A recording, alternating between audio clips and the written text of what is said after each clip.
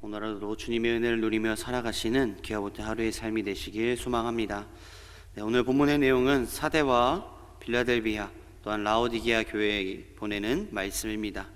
먼저 첫 번째로 사대 교회에 보내는 말씀인데요, 사대는 옛 리디아 왕국의 수도였을 만큼 정치, 종교적으로 매우 중요한 대도시였습니다. 또한 일찍이 무역이 발달하고 양털 가공업과 염색공업이 발달하여서 경제적으로 큰 부를 축적한 도시였습니다. 그리고 지역적으로는 천연의 방어 조건을 갖추고 있었습니다. 그러한 이유로 이 도시는 사치와 향락이 만연하였으며 사람들은 교만한 심성을 가지기까지도 했습니다. 그런데 이러한 사대 사람의 풍조는 그곳에 세워진 교회의 사람들에게도 깊은 영향을 끼쳤습니다. 그들로 하여금 명목상의 성도들이 되게 하는 결정적인 요인으로 작용했습니다. 한마디로 사대 교회의 성도들은 경건의 모양은 가지고 있었으나 경건의 능력은 없었던, 사실상 죽어있는 그러한 형식적인 신앙의 소유자들이었습니다. 이에 주님은 그들에게 신앙의 불씨가 완전히 꺼지기 전에 남은 신앙의 불씨를 살려 온전한 신앙의 모습을 회복하라 라고 권면하는 동시에 끝까지 회개하지 않으면 돌연히 임할 심판을 피하지 못할 것임을 경고하신 것입니다. 이러한 사대 교회는 소아시아 7교회 가운데 라오디게아 교회와 더불어 칭찬을 듣지 못하고 책망만 들었는데, 주님은 이처럼 사대 교회를 책망하시면서도 그들 가운데 소수의 의인이 있다는 것과 그렇게 신앙을 지키는 자에게는 영원한 구원과 생명을 주시겠다라고 약속하심으로 그들도 회개하고 순종하기만 하면 구원의 소망이 있음을 교훈해 주셨습니다. 한마디로 사대교회는 경건의 모양은 있으나 경건의 능력은 없는 교회였습니다.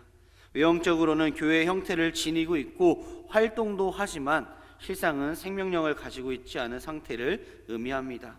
한마디로 요즘 시대의 썬데이 크리스찬과 다름이 없다라고 볼 수 있습니다. 한마디로 이 상태는 외형상으로는 교회에 건물을 세우고 형식상의 예배는 드리나 실제로는 경건의 능력이나 신령과 진정으로 드리는 예배가 없는 상태를 말하는 것입니다. 삶의 예배가 온전치 못했다라는 것입니다.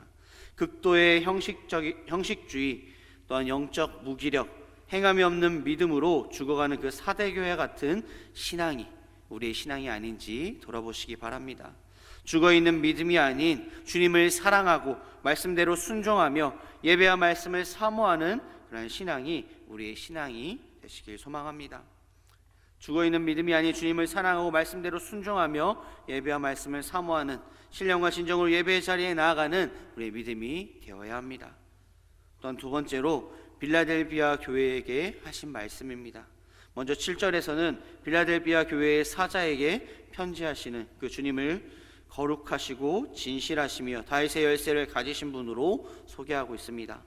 이어서 8절에서 11절 말씀에서는 주님께서 빌라델비아 교회가 적은 능력을 가지고도 주의 말씀을 지키며 주님의 이름을 배반하지 않는 그러한 사실을 칭찬하며 교회를 핍박하는 사단의 무리로 하여금 교회 앞에 무릎을 꿇게 하고 성도들에게 장차 임할 시험의 때를 면하게 해주시겠다라고 약속하신 사실을 기록하고 있습니다. 끝으로 12절 13절 말씀에서는 이기는 자에게는 하나님의 성전의 기둥이 되게 하시겠다라는 그 주님의 약속과 교회들을 향한 성령의 말씀을 기록하고 있는 것이 오늘 본문의 내용입니다. 그렇다면 빌라델비아 교회는 어떠했는가? 빌라델비아는 지리적으로 교통의 요충지에 위치하여 있기 때문에 일찍부터 상업이 번창했습니다. 그래서 직물과 피역공업의 발달이 있었고 또한 양질의 포도주 생산으로 인해서 비교적 부유한 도시 중에 하나였습니다. 따라서 이 도시 역시 주변에 부유했던 그 도시들이 그러했듯이 우상 숭배와 도덕적 문란이 극심하였습니다. 특히 이 도시는 포도주가 주요 산물이었던 이유로 또한 술의 신인 디오니소스를 주신으로 섬겼고 그 결과 방탕과 향락의 그러한 도시가 전체를 지배하였습니다. 또한 이 도시에는 서문화 교회의 성도들처럼 목숨을 위협받는 지경에 이르지는 않았다 할지라도 종교적으로 매우 어려운 상태에 놓여져 있었습니다. 게다가 빌립보아 교회의 성도들은 사회, 경제적인 측면에서 매우 열악한 조건 가운데 있었습니다. 하지만 그럼에도 불구하고 빌라델비아 교회의 성도들은 그러한 열악한 조건 가운데서도 주님을 배반하지 않는 것은 물론 주님의 말씀을 충실히 지키고 있었습니다. 주님은 그들을 칭찬하시며 박해자들을 교회 앞에 무릎 꿇게 하실 것과 성도들에게 심판의 고통을 면하게 해주시는 것은 물론 하나님 나라에서도 중요한 자리를 차지하게 될 것임을 약속하고 격려하셨습니다. 주님은 이 말씀을 사대교회를 향한 메시지와는 정반대로 칭찬 일색으로 말씀하고 있는 것을 오늘 본문을 통해 보게 됩니다. 여기 빌라델비아 교회의 성도들은요, 극심한 환난 가운데서도 적은 능력을 가지고도 하나님의 말씀을 지켜 행하고 주님의 이름을 끝까지 배반하지 아니함으로 주님으로부터 칭찬을 듣게 됩니다. 비록 엄청난 어떤 일을 이루거나 능력을 행한 것은 아니지만 주님의 택함 받은 교회와 성도로서 가장 기본적으로 해야 할 바를 행함으로써 주님의 교회로서 마땅한 모습을 나타내었고, 이에 주님은 그들을 칭찬하셨습니다. 우리의 믿음 또한 그래야 한다라는 것입니다.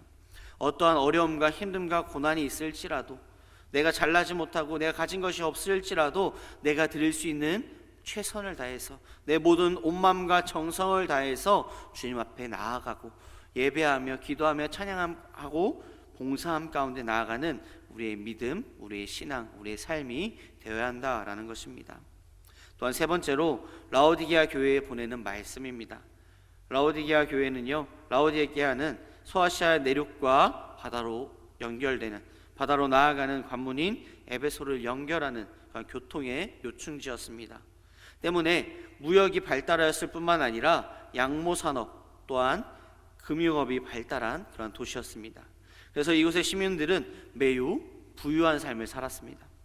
또한 이 지역은 매우 자유분방한 그런 사회 분위기를 가지고 있었기 때문에 이곳에 세워진 라오디게아 교회의 성도들은 비교적 외부의 핍박이나 경제적인 어려움을 겪지 않고 신앙생활을 할 수 있었습니다. 그러나 라오디게아 교회는요, 그러한 최적의 조건을 가지고 있음에도 불구하고 오늘 본문에서 소아시아 7교회 가운데 가장 최악의 상태에 빠져 있는 그러한 신앙생활을 하고 있었습니다.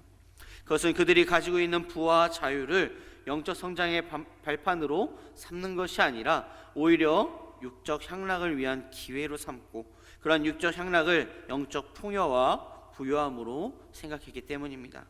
이에 주님은 라오디게아 교회의 영적 실상을 지적하시고 그들의 무사한 일과 기회주의적인 그러한 신앙 태도를 책망하신 후에 속히 회개할 것을 말씀하고 계십니다. 이러한 라오디게아 교회는 사대 교회와 동일하게 주님으로부터 칭찬 없이 책망만 들었던 교회입니다. 그런데 사대 교회는 그래도 남은 자에 대한 언급이 있었으나 라오디게아 교회는 남은 자들에 대한 언급이 전혀 없다는 그러한 점에서 타락한 교회의 전형이라고 볼 수도 있습니다. 주님은 우리를 향하여 라오디게아 교회를 향하여 하신 말씀과 동일하게 내가 차든지 뜨겁든지 하기를 원하노라 라고 말씀하십니다. 뜨뜻 미지근한 그러한 신앙이 아닌 열심을 다하는 신앙이 되라 라고 말씀하고 있습니다.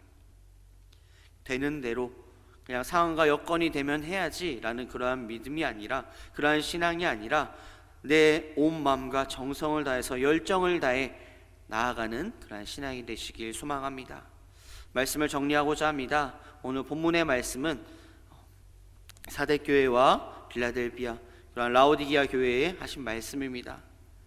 이러한 교회들 가운데 잘한 것이 있다면 우리가 그것을 본받아야 하며, 잘못한 것들이 있다면 반면교사 삼아서 우리의 신앙이 더욱더 주님이 기뻐하시는 신앙, 주님께서 원하시는 그 기쁜 뜻을 이루기 위해 달려나가는 그런 삶이 되어야 합니다.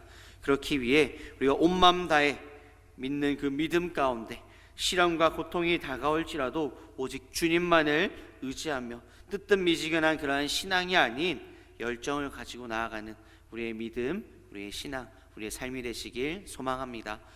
기도하시겠습니다. 사랑과 은혜가 충만하신 아버지 하나님, 오늘 하루의 삶 가운데서도 정말 사대 교회와 빌라델피아 교회, 라오디게아 교회 가운데 잘한 것이 있다면 그것을 우리의 삶의 본보기로 삼고, 잘못한 것이 있다면 반면교사 삼아서 정말 우리의 삶이 주님이 기뻐하시는 믿음의 삶, 믿음의 신앙으로 주님 붙잡아 주시고 인도하여 주시옵소서. 온 마음 다해 믿는 그 믿음 가운데 나에게 닥치는 어려움과 힘듦과 고통과 시련이 다가올지라도 오직 주님만을 의지하고 말씀으로 이겨내서 말씀으로 힘을 얻어 뜨뜻미지근한 그런 신앙이 아닌 우리 마음 가운데 열정을 가지고 주님 앞에 나아가는 우리 믿음 될 수 있도록 주님께서 함께하여 주시옵소서. 오늘 하루의 삶 가운데서 말씀 붙잡고 예수 그리스도를 닮아가는 믿음의 삶으로 살아갈 줄 믿사옵고 바라오며 사랑하신 예수님의 이름으로 기도드립니다. 아멘.